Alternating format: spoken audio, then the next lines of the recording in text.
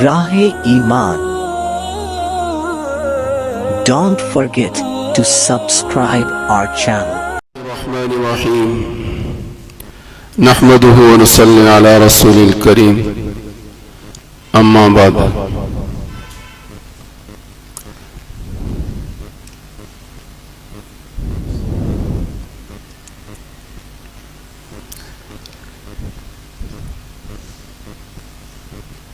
جس وقت اللہ پاک نے زمین و آسمان کو بنایا اسی وقت مہینے میں بنائے.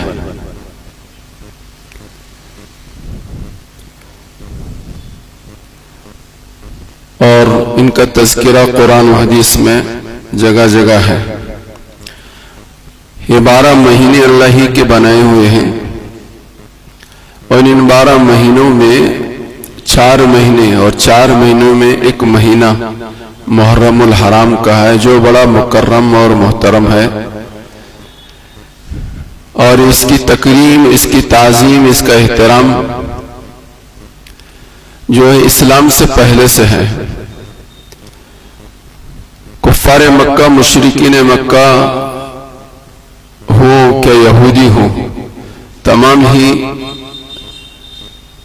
محرم الحرام کی تعظیم اور اس کا اکرام کرتے تھے. یہ 4 مہینوں میں سے ایک مہینہ ہے کہ جن مہینوں میں جنگ کو جائز نہیں قرار دیتے تھے. مسلمان بھی نہیں جائز قرار دیتے ہیں اب، اور اسلام سے پہلے بے ایمان بھی ان مہینوں میں جنگ کے کرنے کو حرام سمجھتے تھے.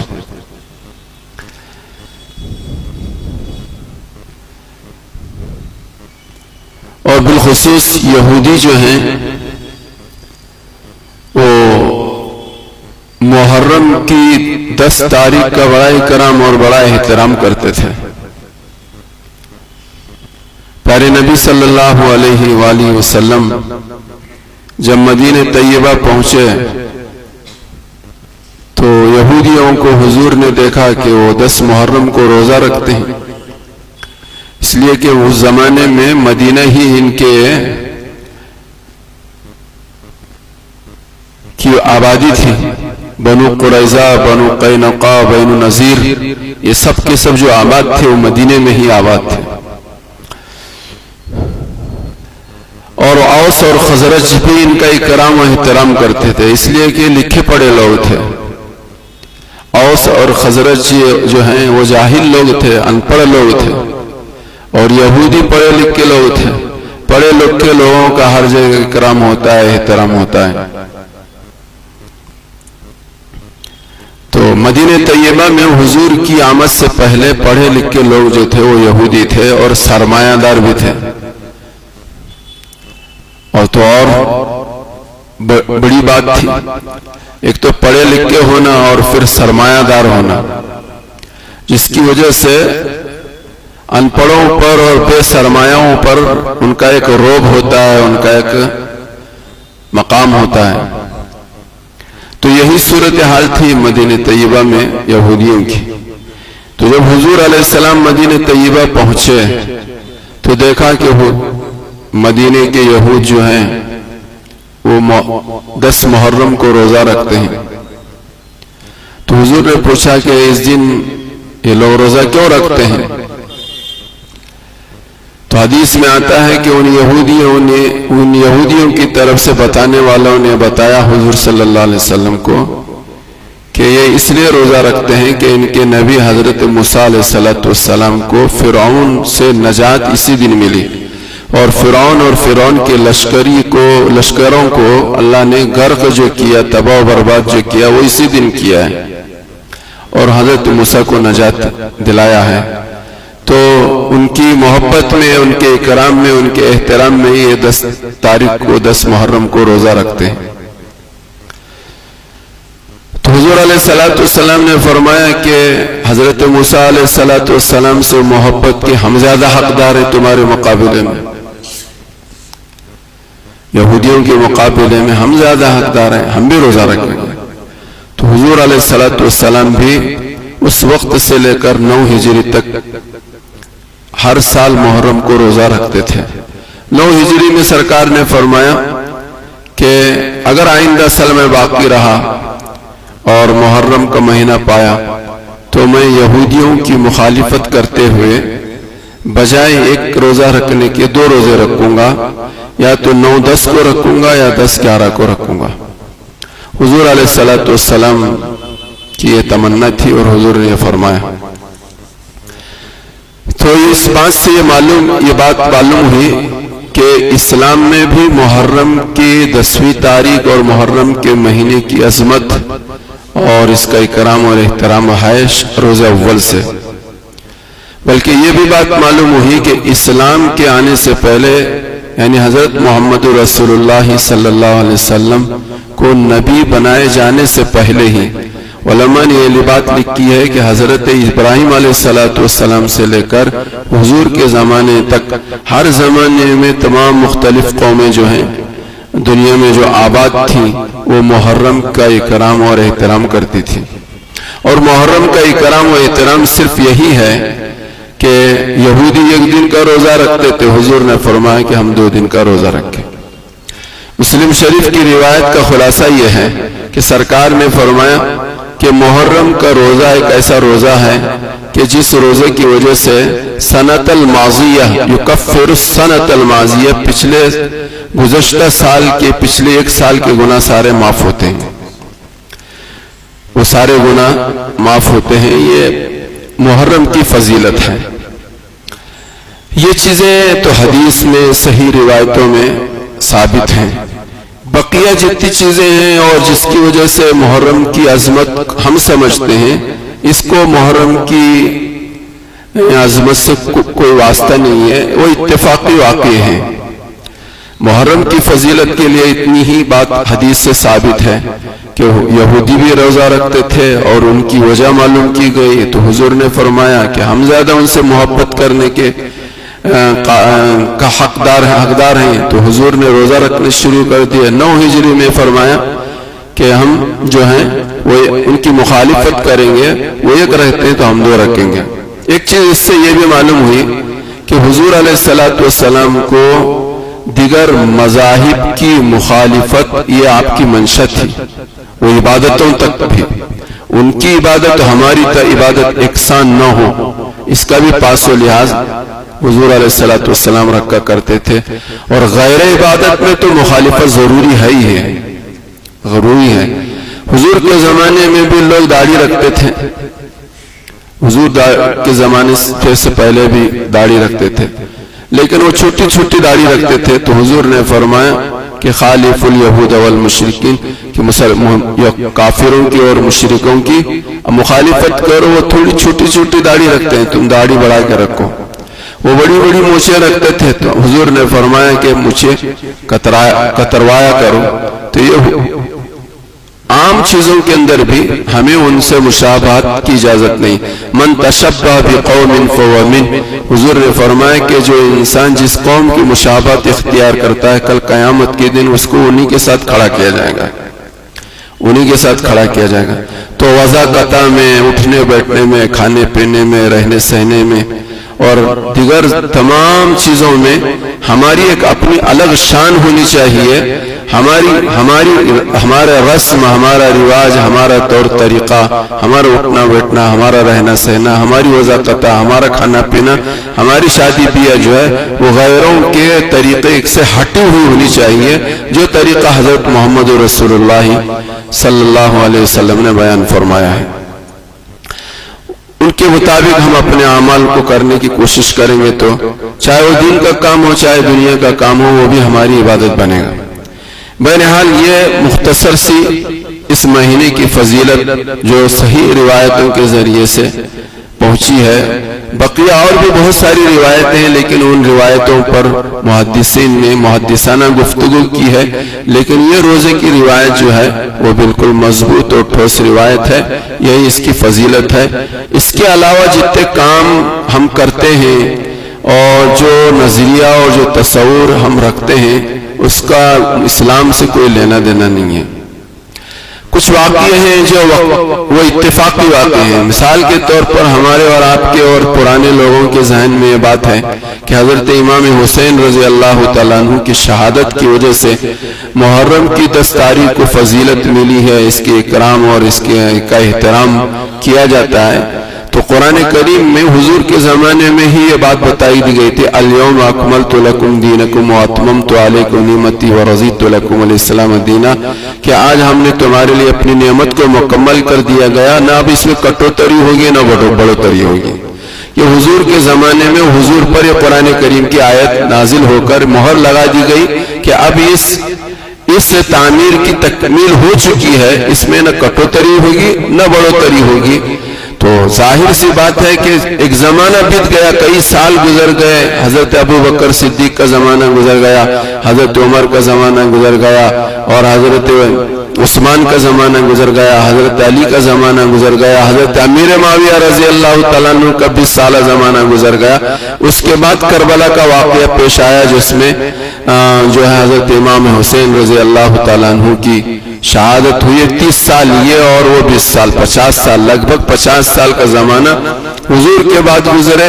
اور اس کے بعد ایک چیز اس سرزمین پر رونما ہوتی ہے تو اس کو شریعت میں اسے کوئی اس سے کوئی شامل نہیں کیا جائے گا, بلکہ وہ ایک اتفاقی واقعہ ہے. وہ ایک اتفاقی واقعہ ہے کہ جو فضیلت 10 محرم کو پہلے سے تھی, اسی دن جو ہے حضرت امام حسین رضی اللہ تعالیٰ عنہ کو شہادت ملی کربلا کے میدان میں. یہ اتفاقی واقعہ ہے. ایسا نہیں ہے کہ ان کی شہادت کی وجہ سے محرم کو کہ 10 تاریخ کو فضیلت ملی ہو. ان کی شہادت کی وجہ سے جو اعمال ہم کیے جاتے ہیں, ہم اگر تحقیقی مطالعہ کریں تو یہ وہ سارے وہ کام ہیں جن کو عبید اللہ بن زیاد کے لشکریوں نے کیا تھا. جو بھی کام ہم کرتے ہیں محرم کے عنوان پر, جتنے کام کرتے ہیں, یہ یزید بن معاویہ کی طرف سے والی بنے تھے کوفہ کے عبید اللہ بن زیاد, اور عبید اللہ بن زیاد نے عمرو بن سعد کو اور حر کو بھیجا تھا 2 جماعتوں کے ساتھ کہ جاؤ امام حسین کو کوفہ میں اندر آنے مت دو, ان کا راستہ روکو. چنانچہ ایک طرف حر کا قافلہ چلا اور ایک طرف عمرو بن سعد کا قافلہ چلا. وہ تحقیق کرتے رہے کہ امام حسین کہاں سے آ رہے ہیں, ان کی جستجو کرتے رہے, تلاش کرتے رہے. اور پھر حر نے ان کا راستہ روکا اور پھر گفتگو شنید ہوئی. پھر حر امام حسین رخ بدل کر دوسری طرف جا رہے تھے, تو وہاں آگے جانے کے بعد عمرو بن سعد کا قافلہ ملا, اور ان دونوں قافلوں نے حضرت امام حسین رضی اللہ تعالیٰ عنہ کو مقام کربلا کے اندر روکا. اور پھر گفتگو شنید شروع ہوئی.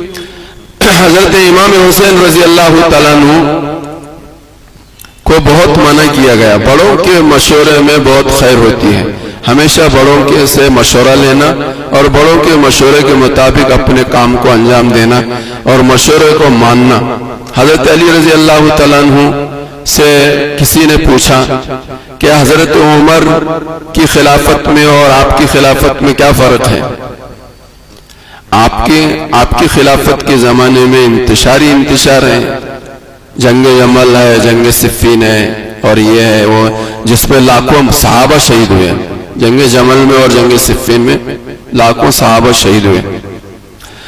تو حضرت علی نے کہا کہ حضرت عمر کے ماننے والوں میں ہم لوگ تھے, وہ جو کہتے تھے آمنا و صدقنا کرتے تھے, اور ہماری خلافت میں ہمارے حکومت کے زمانے میں ہمارے ساتھ جو ہے وہ آپ لوگ ہیں. کچھ بھی کہو تو مانتے نہیں, ہلے اور بہانے وغیرہ وغیرہ. تو ہمارے مشورے کی تمہارے نزدیک کوئی اہمیت نہیں ہوتی, کہ جس کی وجہ سے یہ بڑا فرق ہے, جس کی وجہ سے انتشار ہے, اختلاف ہے. بڑوں کے مشورے کو نہ ماننا یہ بنیادی طور پر اختلاف و انتشار کا ذریعہ اور سبب بنا کرتا ہے. آج بھی جتنے اختلافات و انتشارات ہمارے میں ہیں یا کسی اور میں بھی ہیں, اس کی بنیادی وجہ وہ چھوٹے بڑوں کے مان کر نہ چلنے کی وجہ سے ہے. تو حضرت امام حسین کو بھی اس وقت کے جو بڑے بڑے اکابر صحابہ تھے انہوں نے منع کیا کہ آپ مدینہ چھوڑ کر مت جاؤ. عبداللہ بن زبیر نے بھی کہا, عبداللہ بن زبیر مکہ مکرمہ میں تھے, عبداللہ بن زبیر نے بھی کہا کہ مناسب نہیں ہے تمہارا یہاں سے جانا, لیکن اللہ کو جو منظور تھا اور رہتی دنیا تک ایک چیز اللہ کو بتانا تھا, امام حسین سب کے اصرار کے باوجود, حضرت عبداللہ بن عباس مصر تھے بہت, ان کے سب کے اصرار کے باوجود مکہ مکرمہ مدینہ طیبہ کو چھوڑے اور مکہ مکرمہ پہنچے, اور مکہ مکرمہ سے انہوں نے کوفہ کی طرف انہوں نے رخ کیا. کوفہ کے لوگ حالات ان سب سے ہم سب کو اپنے اپنے زمانے کے حالات میں بھی بڑی رہبری اور رہنمائی ملتی ہے. ہمیشہ ہر وقت کسی پر اطمینان بھی نہیں کرنا چاہیے. کوفیوں نے بہت سارے خطوط, ہزاروں کی تعداد میں تھیلا بھر کر خطوط حضرت امام حسین کی خدمت میں آئے تھے کہ ہم تو تمہارے منتظر ہیں, ہم اپنے پل کے راستے میں بچھائے ہوئے ہیں, ہم آپ کے والد محترم کے ساتھ ہم نے یہ کام کیے, یہ کام کیے, ہم آپ کے منتظر ہیں. یہ ایسے خطوط اتنے تھے کہ تھیلا بھر گیا تھا, تھیلا بھر گیا. وہ تھیلا لے کر گئے تھے حضرت امام حسین رضی اللہ تعالیٰ عنہ. تو اصرار تو کرتے رہے بڑے کہ بارہا ہم نے کوفہ کے لوگوں کو آزمایا ہے, یہ وفادار نہیں ہے, ہمیشہ ہم نے بے وفائی ان سے دیکھی ہے. ہرگز ہرگز آپ کوفہ کے کہنے پر آپ مدینہ طیبہ چھوڑ کر, مکہ مکرمہ چھوڑ کر کوفہ کا رخ نہ کریں. لیکن حضرت امام حسین رضی اللہ تعالیٰ عنہ کو بہت اطمینان ہو گیا تھا ان کے ان خطوطوں کی وجہ سے. تو حضرت مسلم بن عقیل کو حالات کا جائزہ لینے کے لیے اور خفیہ طور پر بیعت لینے کے لیے میرے نائب بن کر تم ان سے بیعت لے لو, اس کے لیے مسلم بن عقیل کو حضرت امام حسین نے کوفہ کے حالات کا جائزہ بھی لینے کے لیے اور بیعت میرے نائب بن کر بیعت لینے کے لیے بھیجا تھا. تو جیسے جس دن مسلم بن عقیل گئے اسی دن 12,000 لوگوں نے حضرت علی رضی اللہ تعالیٰ عنہ کے ہاتھ پر بیعت کی, اور اس کے 2-3 دن کے بعد وہ 12,000 سے 18,000 تک پہنچے کہ ہم جان کی بازی لگا دیں گے اور آپ سے بیعت کریں گے, اور آپ کی کو ہم اپنا والی مانیں گے, آپ کو امیر المومنین خلیفۃ المسلمین مانیں گے. اس سلسلے کی بیعت ہوئی اور لگ بھگ 12,000, شروع میں 12,000, پھر وہ 18,000 تک پہنچے. لیکن جیسا کہ آج ہماری صورتحال ہے, ایسے یہ صورتحال روز اول سے چلتی ہوئی آئی ہے. یہ صورتحال جو مدینہ کوفہ کے اندر ہو رہی تھی کہ مسلم بن عقیل کے ہاتھ پر امام حسین کی بیعت لی جا رہی تھی, اور جوک در جوک قافلے کے قافلے, وفود کے وفود, محلے کے محلے جہاں قیام پذیر تھے, مختار بن عبید کے گھر میں حضرت مسلم بن عقیل کا قیام رہا, وہاں لوگ پہنچتے تھے, بیعت کرتے تھے, اور حضرت امام حسین کو دعوت دینے کے لیے اصرار کرتے تھے کہ وہ آئیں اور ہم سب ان کے ساتھ ہو کر مقابلہ کریں گے. چنانچہ حضرت مسلم بن عقیل نے یہ صورتحال دیکھی تو اطلاع بھیجی, خط بھیجا کہ یہاں حالات بڑے سازگار ہیں, بڑے اچھے ہیں, بڑے بڑے یہاں ہیں, بڑے سب لوگ منتظر ہیں آپ کے. اور یہ مسلم بن عقیل کا جب ان کے پاس خط پہنچا تو وہ مکہ مکرمہ سے ادھر انہوں نے روانگی کی شروع کر دی, اور بار بار اصرار بھی کرتے رہے لوگ کہ آپ جانا ہے تو آپ اکیلے جائیے, بیوی بچوں کو اور گھر کی مستورات کو مت لے کر جائیے. لیکن حضرت امام حسین نے اپنے ساتھ اپنے گھر کے سارے اہل بیت کو سب کو ساتھ لیا, بچے بھی تھے, عورتیں بھی تھیں, اور آپ کے گھرانے کے جتنے لوگ, آپ کے بھائی 4-5 بھائی تھے, جعفر وغیرہ وغیرہ, یہ سارے سب 72 لوگ, یہ سب لوگ چلے. لوگوں نے اس پر بھی اصرار کیا, ان کو امام حسین کو منع کیا کہ جانا چاہتے ہیں آپ اکیلے جائیے, بیوی بچوں کو مت لے جائیے. لیکن حضرت امام حسین رضی اللہ تعالیٰ عنہ سب کو لے کر یہ آگے بڑھے. تو مسلم بن عقیل کا یہ خط آیا کہ حالات بڑے سازگار ہیں. تو اور کوفہ کے اندر ایک آدمی نے عبیداللہ یزید بن معاویہ کو اطلاع پہنچائی کہ دیکھو آپ کی طرف سے جو حاکم والی یا متعین ہے وہ والی تھا نعمان بن بشیر، وہ بہت ڈھیلے ہیں امام حسین کے تعلق سے، اور عن قریب جو ہے کوفہ آپ کے ہاتھ سے نکل جائے گا۔ یہ پیغام جو ہے ایک فرد نے، کوفہ کے ایک فرد نے یزید بن معاویہ کو بھیجا، یزید بن معاویہ کو بھیجا۔ تو یزید بن معاویہ نے اپنے مشیروں کو بلا کر مشورہ کیا کہ کیا کرنا چاہیے۔ تو ان کو مشورہ دینے والوں نے مشورہ دیا کہ دیکھو اس وقت پورے مملکت اسلامیہ کے اندر کوئی ایسا آدمی نہیں ہے، صرف ایک آدمی ہے جو عبیداللہ بن زیاد اس مسئلے کو نمٹا سکتا ہے۔ یزید بن معاویہ اور عبیداللہ بن زیاد دونوں کی کھٹک تھی۔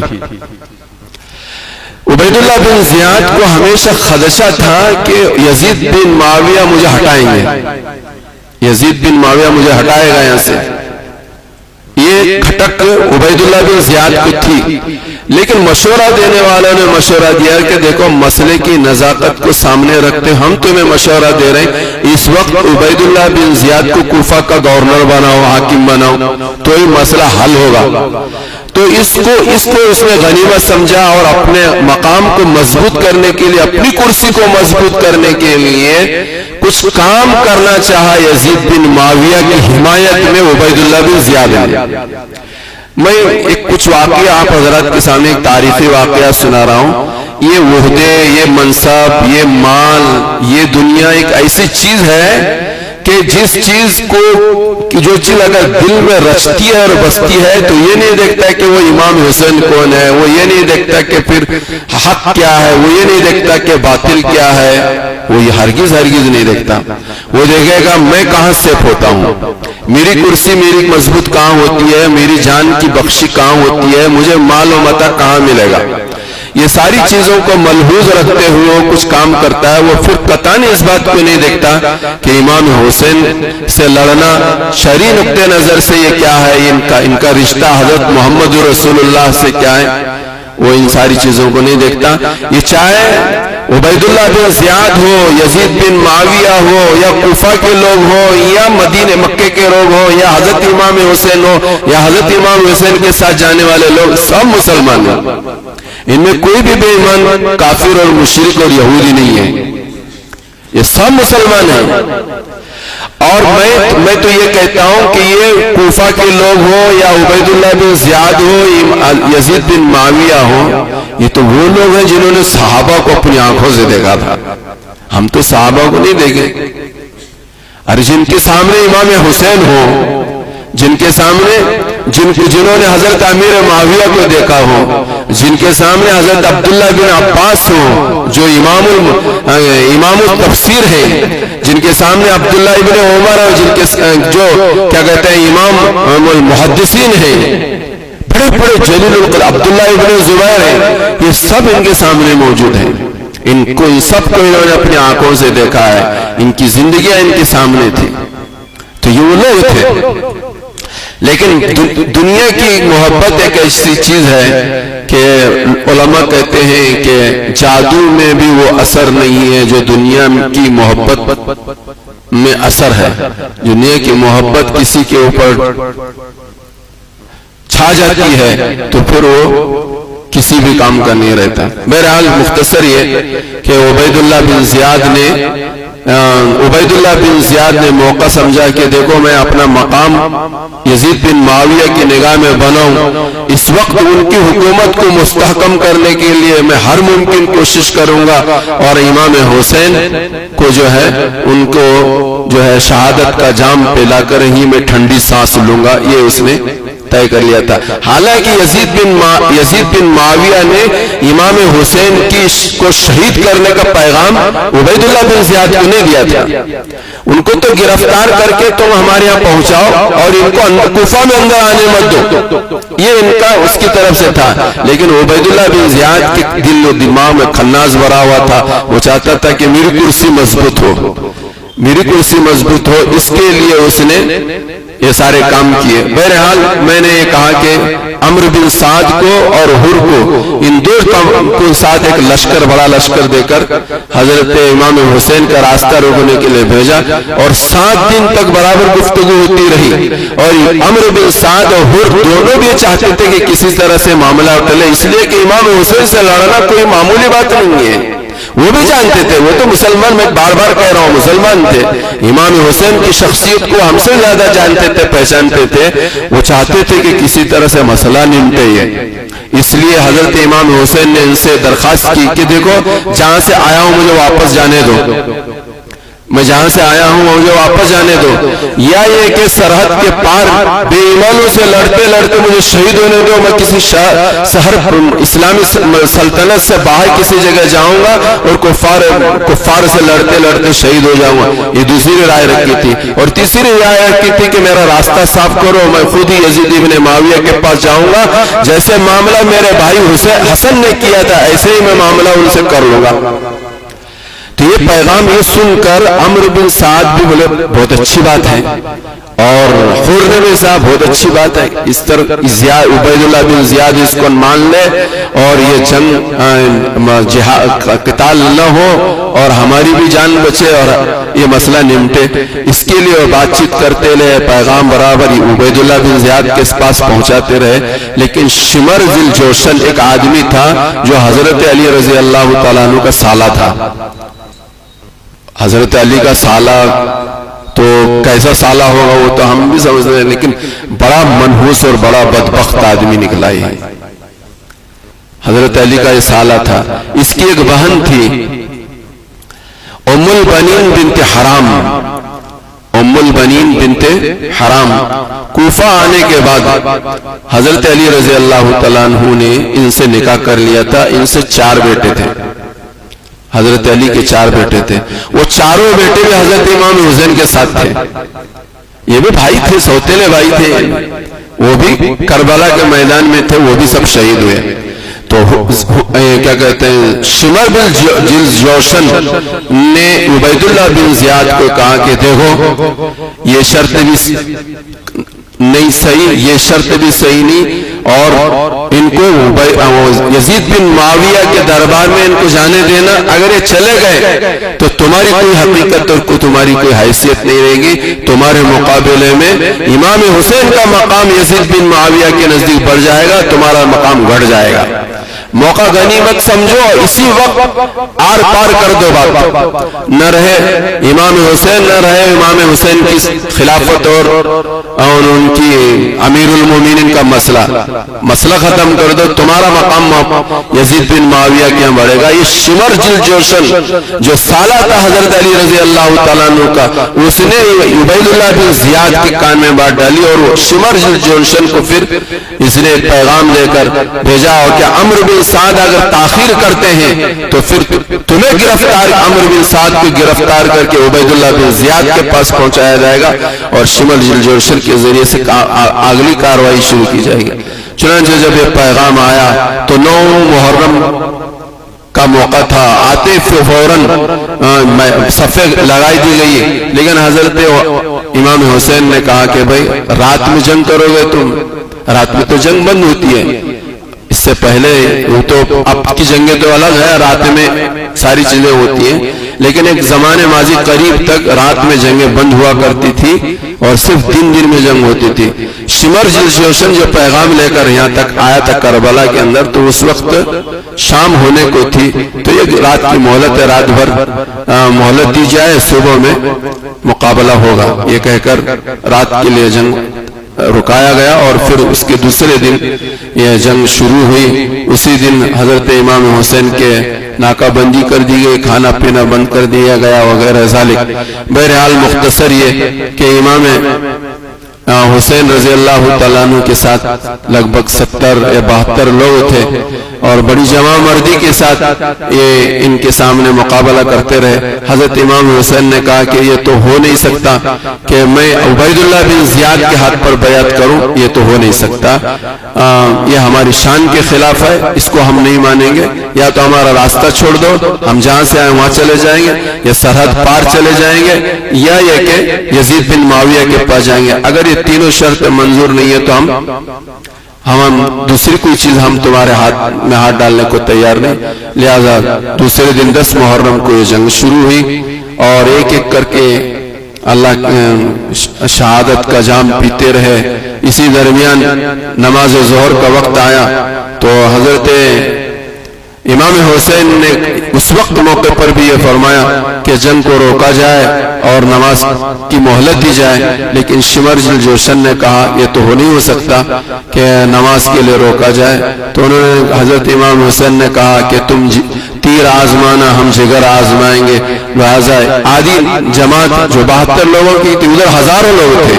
ایک تو عمرو بن سعد کے ساتھ آیا ہوا لشکر تھا, ہزار تعداد انہوں معاذ کیا. 72 کا ہوتی سر اسی درمیان شہید ہوئے.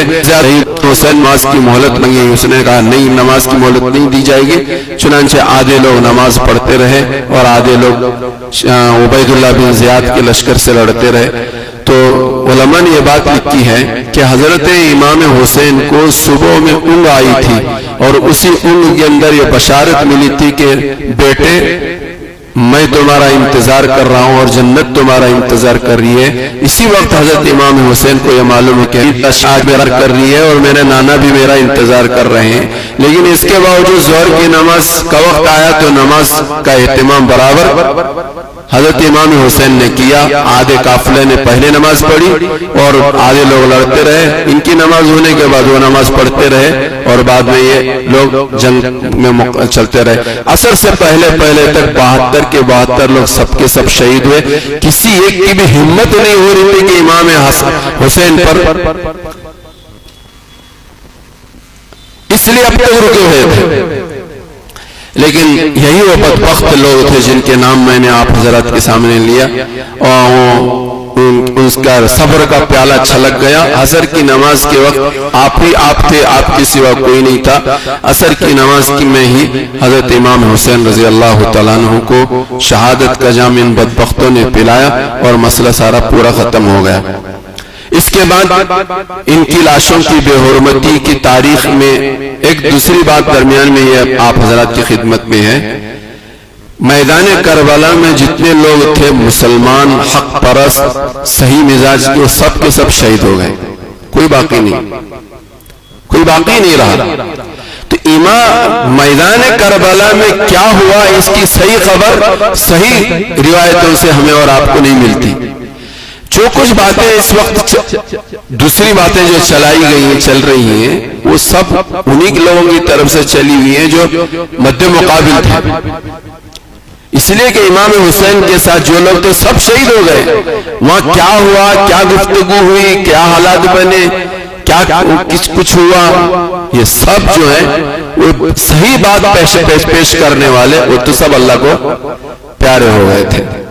بچے تھے کون مستورات تھے, مستورات تو خیموں میں تھے. اور امام زین العابدین تو وہ بیمار تھے, وہ بھی خیمے میں تھے.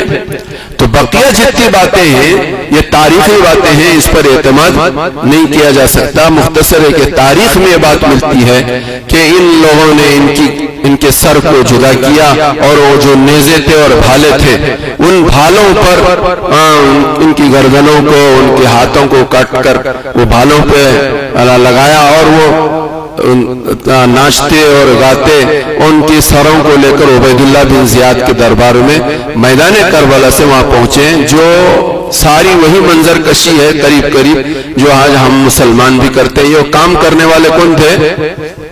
ان بھالوں پر ان کے ہاتھ کاٹ کر لگانے والے یا گردنوں کو امام حسین کی یا ان کے بھائیوں کی اور پورے 72 لوگوں کی گردنوں کو بدن سے جدا کر کے نیزوں پر لگا کر ان کو لے کر چلنے والے اور ناچنے گانے والے یہ عبید اللہ بن زیاد اور یزید بن معاویہ کے لشکری لوگ تھے. مسلمان جو تھے حق پرست تھے وہ تو سب شہادت کا جام پی چکے تھے. وہی کام آج ہم اور آپ کر رہے ہیں اور بڑے اکرام کے ساتھ بڑے احترام کے ساتھ. ماشاءاللہ ان کے بھی سر پہ ٹوپی ہوتی ہے, چاہے نماز اذان ہوتی ہو نماز کے لیے مسجد میں نہ آتے ہوں, لیکن وہ سب کام آج ہم مسلمان کرتے ہیں. یہ ساری چیزیں غیر شرعی ہیں, اس سے گریز اور پرہیز کرنا چاہیے. اس کو اسلام سے کوئی سمن, اس کو اس اسلام سے کوئی رشتہ نہیں ہے. یہ مختصر سی تاریخ, اس سے پہلے بھی میں نے تفصیلی طور پر کئی جمعہ تک آپ حضرات کی خدمت میں یہ واقع کربلا کا پس منظر آپ حضرات کے سامنے سنایا تھا. اللہ ہم سب کو سمجھنے کی توفیق عطا فرمائے. مختصر یہ میرے اور آپ کے لیے ایک خاص چیز یہ ہے کہ میدان کربلا ہے, سامنے دشمن کھڑا ہے, اجازت نہیں دے رہا, پھر بھی نماز ظہر نہیں گئی اور عصر بھی نہیں گئی. آج ہمارا میدان کربلا نہیں ہے. سب کو اللہ پاک الحمدللہ, اللہ کا شکر, اللہ کا احسان ہے, سب کے پاس وقت ہے, سب کے پاس فرصت ہے, کوئی پابندی نہیں, کوئی رکاوٹ نہیں, ساری سہولتیں فراہم ہیں. لیکن پھر بھی ہم امام حسین کا نام بھی لیتے ہیں اور محرم کے نام پر ان کی یاد میں اور پتہ نہیں کیا کیا بنا کے کھاتے ہیں. لیکن ہماری صورتحال ہے کہ نہ ہمیں ظہر کا پتہ ہے نہ عصر کا پتہ ہے. اللہ میری تمہاری سب کی حفاظت فرمائے. ہم سب کو 5 وقت اہتمام کے ساتھ, خشوع خضوع کے ساتھ نماز کی صحیح معنوں میں رعایت کرتے ہوئے نماز پڑھنے کی مجھے بھی اور آپ کو بھی سب کو توفیق عطا فرمائے. یہ سنت نہیں پڑھ